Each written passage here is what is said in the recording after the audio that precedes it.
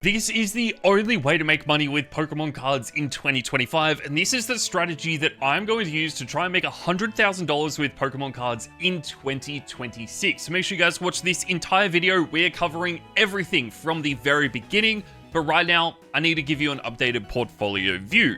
We have some huge cards here. We have the Mega Charizard X that is currently being graded. We have a lot of these cards as well that are being graded, but you can also see behind me, we have a lot of graded cards as well. So most of my money is in cards right now. We do have some sealed products.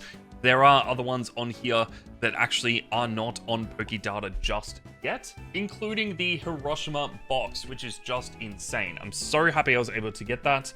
But this is what we have right now. And as you guys can see on Pokedata, the prices of these have dropped quite a lot. And this is not just a problem that we are seeing with sealed products, it is also cards as well. That is why I wanted to get on here and talk about how to actually make money with Pokemon cards in 2026. First up though, we need to talk about a change that we have seen in this hobby. For example, I remember opening Evolving Skies like it was nothing. I remember being able to go down to my local store and open as many of these booster boxes as I could. This was insane. We can see the current price of a box is 3,400 Australian dollars. I remember actually opening these at retail price, which is insane to think about, but you can see in just a year, they have shot up from $1,300 all the way now to $3,400, but they peaked at $4,000. So it does look like September was the peak of the market, and since then there has been a decline. The reason I'm pointing out Evolving Skies is because this is where we are noticing the biggest changes. These are the sets that people had either kept sealed for a really, really long time, a few years, and then offloaded them. But we also saw a bunch of people buying up these sets at inflated prices as the hype was really building, and then finding it hard to find buyers for them at even higher prices. I mean, if you buy a sealed box for $300, you can then turn around and sell that for $500, $600 and make double your money. If you want to double your money with something like Evolving Skies, you would have had to buy it this time last year when it was around that $1,300 mark, and then you would maybe be able to 3x your money at the absolute peak, which is insane growth. But again, you still have to find someone willing to buy it. So if we look at Silver Tempest, much more conservative, $250 a year ago for a booster box.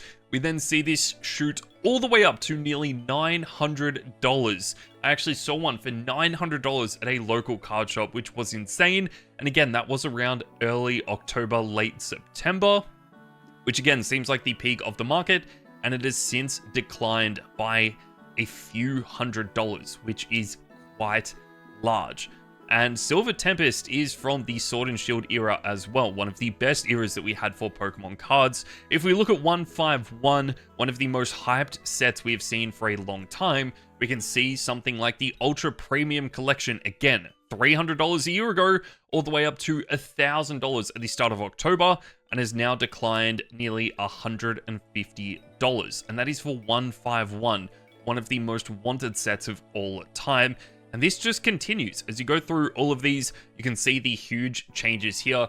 But I think Destined Rivals and some of these newer sets really show an interesting trend in the market. So let's have a look at the Destined Rivals booster boxes. Obviously, this is a little bit tricky because these prices were insane. But you can see here, when they actually first released, they were around $300 Australian. They then shot up to about that $600, $700 Australian dollars, and have now come back down because there are rumors that this set will be re-released and reprinted. But this seems like where the opportunity is to make money in the market now. You don't want to be buying these older sets that are only going to get more and more rare. It seems like the way to do it is actually buying up these new sets as they release. Obviously, it is really tricky with how scarce product actually is, but trying to get as many of these at release as you can and holding onto them. So you can see Mega Evolutions was really volatile. This was before it released. It then released and you were able to get them at market price, whatever that was. This was about $260 in Australia, and then they went from $350 or that $260 mark up to about $500 and have now come back down to $400. 100. So sealed products, I think, have seen the biggest shift. You don't want to buy old exclusive products unless you know they are going to do well in the future, and that is always really hard to predict.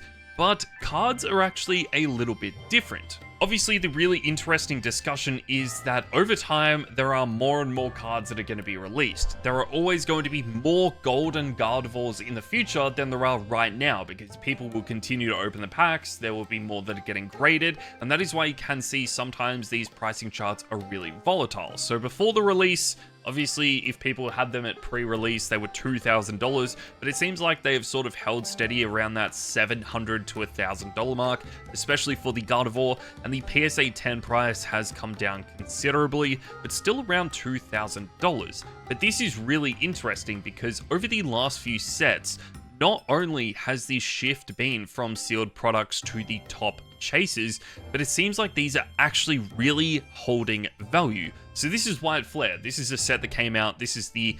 We have Phantasmal Flames coming out in about a week. We then had Mega Evolutions, but Black Bolt and White Flare came out before that. The Victini is still holding steady at $600 a card. We have the White Reshiram EX at $560, and then again another Reshiram card at $300. But again, this is where the change was. So it seems like these top chase cards have been holding their value, and if you are a collector of cards, or if you are a collector of top chasers and you do actually want to grade them, that is where it looks like the money is actually going to be. But we do need to talk about the grading market in a different video, because a lot of people have been complaining about that as well. But you can see, again, $700 for Victini, and this is again holding really steady around that $600 mark at release, and it has only gone up to about $800 with a small decline, but this is still higher than where it was, and it hasn't had those huge effects from the, I guess, the little drawdown that we have actually seen. Even if we go into the Japanese set, we can see Inferno X. Let's have a look at the sealed products. So these are $5 a pack, and you can see how volatile this pricing chart actually is. So it was $200 to buy a box at release, which is naturally quite expensive. It only peaked at about $230 and is already starting to come back down. But if we have a look at the pricing of the cards, we go down here to cards only, you can see that the Mega Charizard Gold X card, which again is only going to become more and more common as more packs are opened, has come down considerably in price, but is still holding steady. This is a big shift. So if I was you, I think the best way to make money with Pokemon cards in the future is going to be buying the brand new sets as they release, finding top chasers for under market value, either at card shows or conventions, send them off for grading if you can, or trying to sell them at a premium on eBay or different websites to try and make as much as you can while that set is in demand. It does also seem like everything is going to be the best at release. So if you are planning on buying boxes, buying packs, and then selling them, the best time is going to do that is going to be as a set releases. So we can look at the Team Rocket's Mewtwo. This is one of my favorite cards of all time. I'm a huge Mewtwo fan, but you can see that this is where the market is pricing it as well. After release, $500 a card. It stayed pretty steady around that $500 to $600 range, and then after this set has already been out for a while, it has now shot up to over $900. It has dropped back down, but still considerably higher, and did not see the impacts from the sealed collection drop that we saw. I have personally noticed as well, selling a lot of cards and sealed collections, that cards are starting to sell really well right now compared to sealed boxes. So that's what I'm noticing. Let me know if you guys agree with this right now, but this is what my plan is to make money with Pokemon cards next year. Let me know what you guys think as well, and I'll see you all in the next video.